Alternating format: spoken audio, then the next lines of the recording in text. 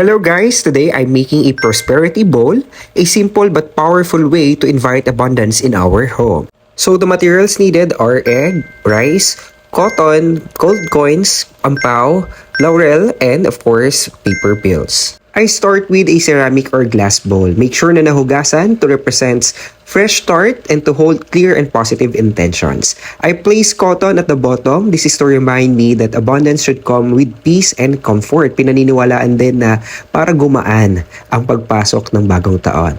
Next, 7 scoops of rice, symbol of nourishment, stability, and continuous blessings. I also arranged 12 eggs clockwise, representing new beginnings and abundance for every month of the year.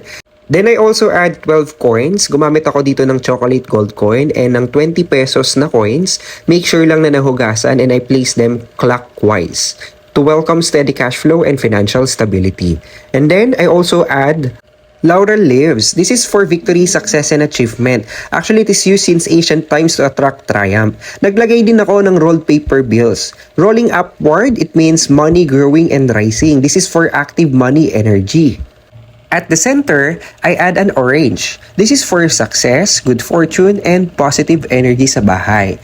And finally, I place 3 red envelopes with 168 pesos inside. Pinaniniwalaan naman to na it symbolizes luck, growth, at never-ending prosperity. Habang ginagawa natin to, tandaan natin na ang prosperity bowl ay reminder lang. Nasa atin pa rin ang sipag, diskarte at tamang desisyon.